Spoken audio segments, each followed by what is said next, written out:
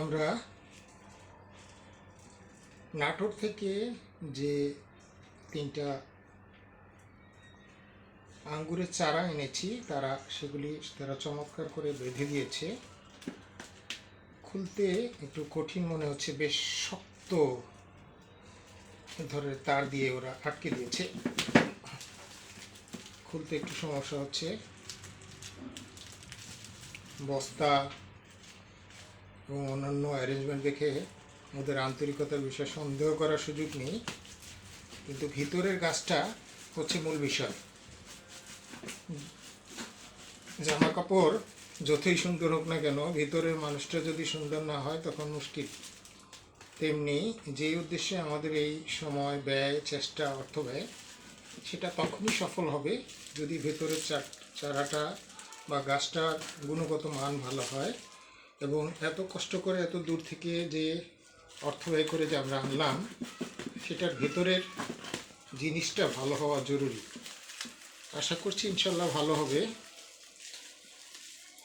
যদি না হয়, খুব তেমন একটা কিছু করার নেই, কারণ আপনি যখন অনলাইনে কোনো কিছু কিনবেন, সেইটার গুণগত মান যেহেতু আপনি সশরীরে উপস্থিত থেকে দেখার সুযোগ নেই, এই ক্ষেত্রে আপনার যেই নার্সারি বা প্রতিষ্ঠান থেকে আপনি এই গাছগুলো আনছেন, তাদের গ্রহণযোগ্যতা, বিশ্বাসযোগ্যতা বা রেপুটেশনের উপর নির্ভর করে আপনাকে কাজটা করতে হবে। ঠিক আমিও তাই করেছি।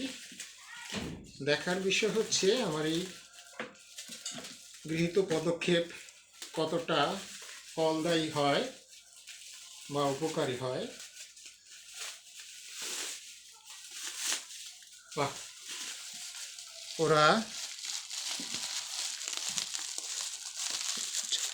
ফসলের যে ট্রেগুলি আছে, আপনারা ফলের যে ট্রেগুলি আছে, প্লাস্টিক ট্রে, তার মধ্যে প্রোটেকশন দিয়েছে যেন বাইরে থেকে আঘাত না লাগে। কিন্তু গাছগুলির যা অবস্থা দেখছি, তাতে খুব বেশি আনন্দিত হতে পারছি না, কেননা গাছগুলি পাতা অনেকটাই শুকিয়ে গেছে। দেখি তারপরও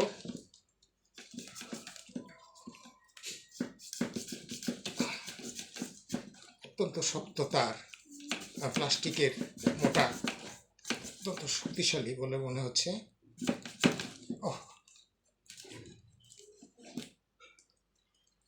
কাটা কঠিন হয়ে যাচ্ছে, ছুরিটার ধার পর্যাপ্ত নয় বলে মনে হচ্ছে। যাই হোক, আশা করি ধারে না হলেও ভারে কেটে নিচ্ছি।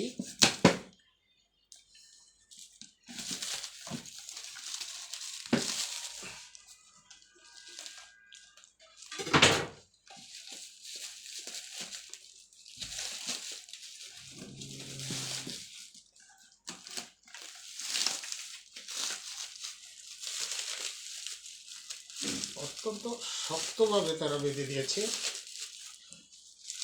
একটা মজাদার কথা মনে হলো, আমরা ছোটবেলায় কোনো কিছু শক্ত করে বাঁধলে অনেকে মজা করে বলতো যে ব্রাহ্মণ ছিঁড়বে কিন্তু পৈতা ছিঁড়বে না। কাউকে ধর্মীয়ভাবে আঘাত করার জন্য নয়, এটা একটা কথা বা আঞ্চলিক কথা হিসাবে বলেছি, কাউকে ছেড়ার উদ্দেশ্যে নয়। মূলত শক্তভাবে বাঁধার বিষয়টাকে এইভাবে অনেকে প্রকাশ করতেন মজা করে, আমিও তাই করেছি। ধর্মীয় কোনো বিষয়ের ব্যাপার নয়, প্রচলিত কথা হিসাবেই বলেছি। আশা করি কেউ কিছু মনে করবেন না। অসংখ্য বাদ দেওয়া হয়েছে, যে দেখুন পাতাগুলো অলরেডি রং দেখে ভয় লাগছে, গুলি শুকিয়ে গেছে এরকম মনে হচ্ছে আমার কাছে।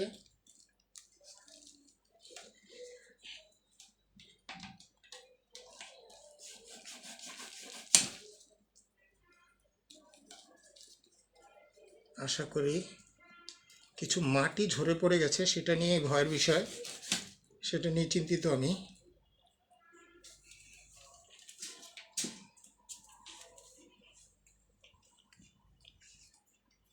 এইটা কেটে ফেললেই মনে হয় সর্বশেষ বাদাটা কাটা হয়ে যাবে। না, আরও রয়েছে। মাশাআল্লাহ, ওরা বেঁধে দিতে কোনো কার্পণ্য করেনি। তাদের আন্তরিকতা এবং চেষ্টার জন্য সাধুবাদ। এখন মূল বিষয় হচ্ছে চারাগুলো বেঁচে গেলেই সৌভাগ্য। তারপর এইখানেই তো শেষ নয়, চারাগুলিকে পরবর্তীতে যথাযথভাবে যত্ন করে বড় করে ফল যেন হয় সেই ব্যবস্থাটা নিশ্চিত করতে হবে। মাশাআল্লাহ, এমনভাবে আটকে দিয়েছে। এখন আমি চিন্তিত আছি যে কাটতে গিয়ে নাকি আমি আবার গাছগুলির ক্ষতি করে ফেলি। দেখি, আমার মনে হয় উল্টা দিক থেকে কেটে দিলেই বেশি নিরাপদ হবে। যে বাইরে তাদের বাঁধার কৌশলকে বিশেষ ধন্যবাদ জ্ঞাপন করতে হয়। চমৎকারভাবে বেঁধেছেন তারা।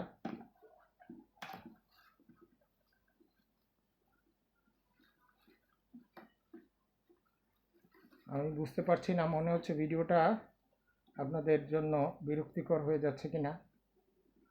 অস্বস্তি বোধ করলে জানাবেন, বা দীর্ঘ মনে হলে তাও জানাবেন। এটা একটু টেকনিক্যালভাবে কাটতে হবে, কারণ টান দিলে ওইখানে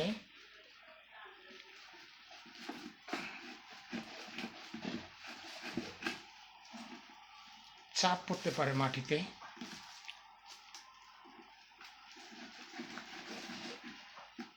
বড় জটিল। দুঃখিত, একটা চারা পড়ে গেছে অলরেডি। আশা করি, যাই হোক, দেখুন মাশাআল্লাহ খুব বেশি ক্ষতিগ্রস্ত হয়নি। দড়ি দিয়ে ওরা শক্ত করে বেঁধে দিয়েছে যেন গোড়াটা নড়ে না যায়, এবং মাটিটা অলরেডি মারাত্মক শুকিয়ে গেছে, খুবই শক্ত। খুব দ্রুতই পানিতে দিতে হবে। আমি দেখুন, আমি অলরেডি আমার স্টেভিয়া গাছগুলির সাথে এইখানে পানিতে রেখে দেব। আগে উপরে রাখি, এগুলিকে মুক্ত করে নেই যেন খুব সহজেই রাখা যায়। তিনোটা চারাই, এর মধ্যে একটা বেশ ডাল বেরিয়েছে।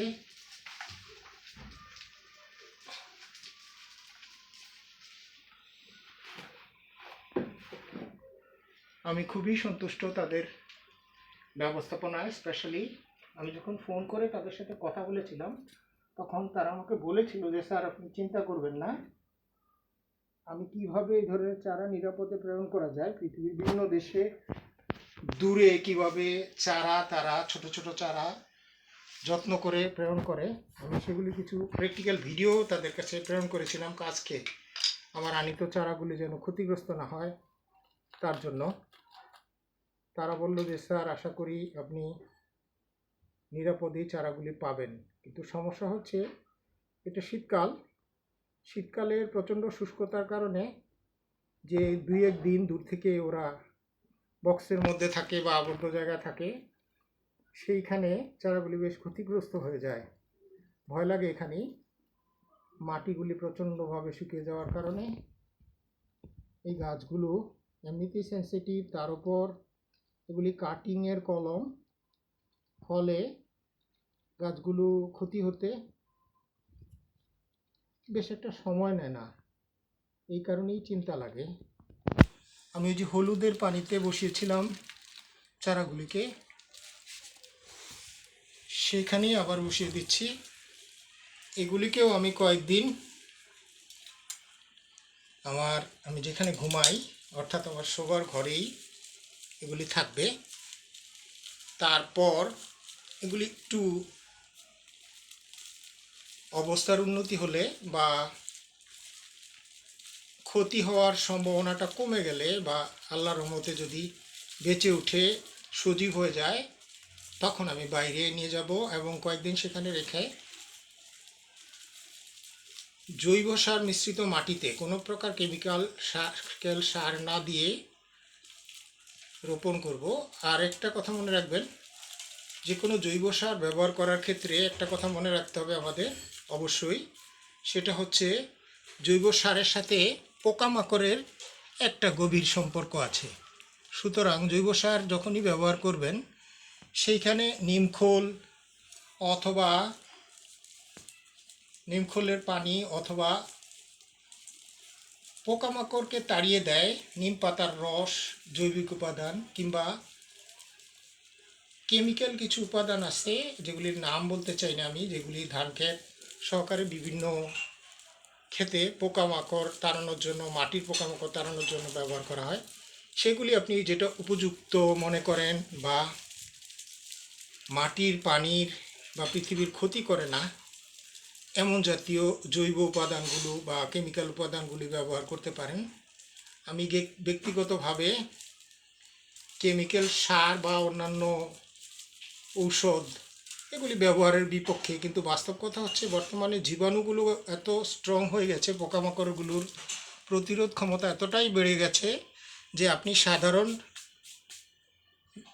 ঔষধ বা প্রাকৃতিক ঔষধ দিয়ে তাদেরকে প্রতিরোধ করা অসম্ভব হয়ে পড়ে।